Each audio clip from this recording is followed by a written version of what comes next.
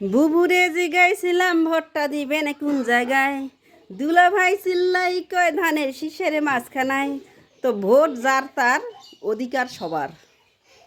Hello guys, আসসালামু আলাইকুম। আশা করি সবাই ভালো আছেন। আলহামদুলিল্লাহ, আপনাদের দোয়ায়ও ভালোবাসায় আমিও ভালো আছি।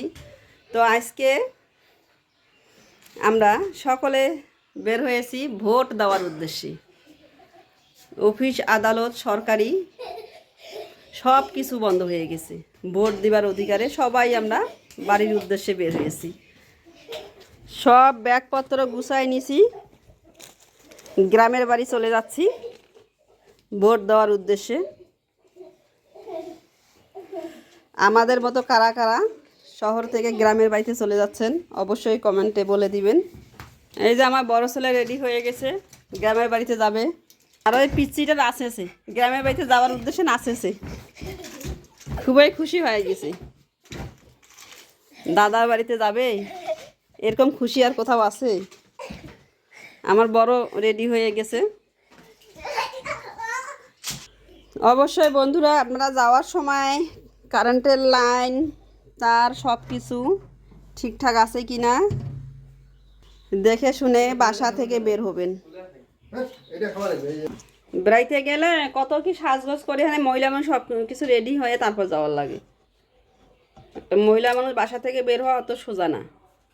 সব কিছু গুছে বাচ্চা কাচ্চা সামলে, কাপড় চোপড় কোথায় কি কারেন্ট, মানে সবজি কাঁচা সবজি কোথায় পড়ে আছে, কোথায় ফ্রিজে রাখার লাগে, কোথায় থালা বাসন সব কিছু গুছে রাখে তারপরে বাসা থেকে বের হওয়ার লাগে।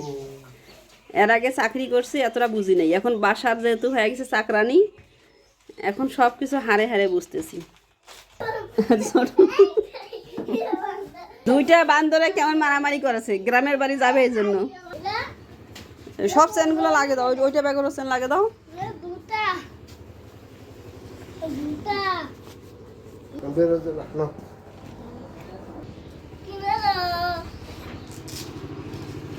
নতুন জুতা, এটা জুতা কয় বছর হয়েছে জানো? 3 বছর হয়েছে।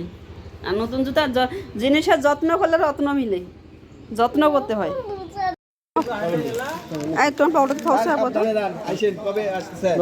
বই ব্যাগটা নেওয়া করছে, পরে নিয়েছিল। আর বাবুর হাতখান ধরো। সবাই দোয়া করবেন আমাদের যাত্রা যেন শুভ হোক। সবাই নিজ নিজ দায়িত্বে ভোট দিবেন